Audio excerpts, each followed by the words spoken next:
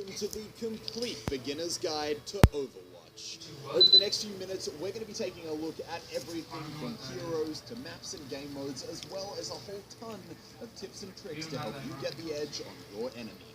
If you're already familiar with some of these areas, I'll have a complete index in the description so you can skip to the area that's most important for you. But without further ado, let's meet the heroes. At its release, Overwatch has 21 playable heroes. These heroes are divided into 4 separate groups: offense, defense, tank, and support. Offense heroes are mobile and deal high amounts of damage, but they have relatively small health pools. They excel at scouting and harassing enemies, as well as pressing objectives. Defensive heroes specialize in locking down specific areas and protecting key objectives. They generally are capable of dealing high amounts of damage and form the backline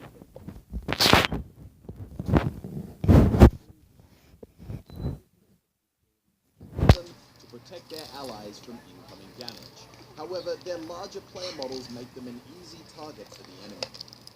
Finally, support heroes are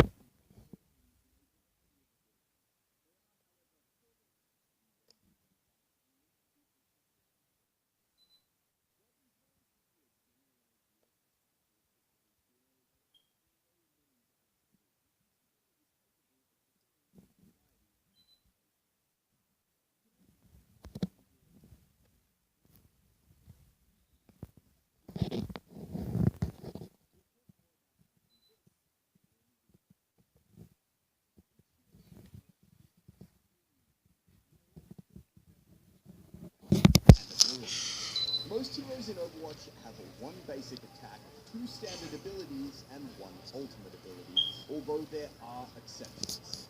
Each hero also has a melee attack which deals 35 damage. Most standard abilities also have a cooldown which must be reset before they can be used again. Ultimate abilities, however, must be charged before they can be used. Ultimate charge is gained slowly over time and also by dealing damage or healing allies. Your ultimate charge is also not lost on death. I won't be going into detail on every hero ability in this video, but I will be releasing individual hero guides on this channel over the coming weeks. So make sure you're subscribed if you want to check those out. Now we're going to take a look at one of the more unique aspects of Overwatch, which are health, armor, and shields.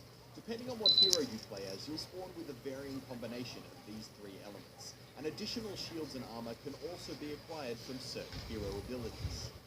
In combat, these 3 elements function in layers, with shields being removed first, then armor before damage is finally dealt directly to your health pool. Once your health reaches 0, your hero dies. Shields are represented by the blue area on your health bar, and they function in a very similar manner to health. However, they also regenerate after not taking damage for 3 seconds. Shields can also be replenished through healing from allied heroes or from health packs. Once your shields are depleted, damage is then dealt to your armor. Armor is designated by the yellow area on your health bar and takes damage at a reduced rate. Depending on the source of the damage, armor will remove around 5 damage from each attack, meaning it is extremely effective against fast-firing heroes like Tracer, and less effective against large single-instance damages like Widowmaker. Armor can also be broken down into 2 types, which is natural armor, which consists of armor heroes spawn with, and given armor, from abilities like Torbjorn's armor pack. Natural armor can be healed, given armor can't. Finally, once your shields and armor are depleted, damage is dealt directly to your health pool. Health, designated by the white bar, functions just like it does in almost any other game. It can be healed by both health packs and supporting hero abilities, but it will not regenerate on its own, with the exception of Mercy. Now you know all about the different hero roles and abilities, let's take a look at some key factors to help you dominate your games. The single most important factor to winning rounds in Overwatch is hero selection. Regardless of skill, the team that starts with an intelligent team composition and then continues to adapt those hero choices throughout the game will almost always come out on top. Your team should generally try and consist of a diverse spread of hero roles, with at least 1 healer and 1 tank on each team. Pay attention to the tips section of the hero selection screen, and if your team is missing a key hero role, consider filling that yourself. You should also change and adapt your team composition throughout each game in response to the enemy team's hero choices.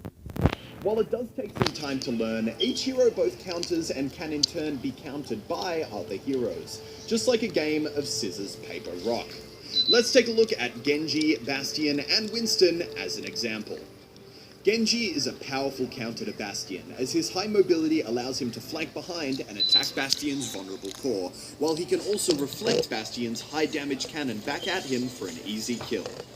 Meanwhile, Winston is a great counter to enemy Genjis. His lightning cannon can't be deflected, and his leap ability lets him chase Genji down before he can escape. And finally, Winston's large hitbox makes him an easy target for Bastions, who can eliminate the high HP hero in a matter of seconds. This is just one example of the many scissors-paper-rock relationships which exist between heroes in Overwatch. Learning these counters and changing heroes to counter the enemy team's composition will give you an incredible edge to win your games.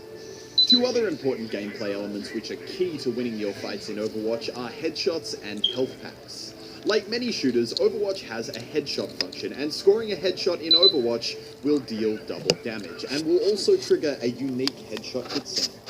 Almost all weapons in Overwatch are capable of scoring headshots, from Widowmaker's sniper to Tracer's pulse pistols, with some obvious exceptions like Pharah's rockets.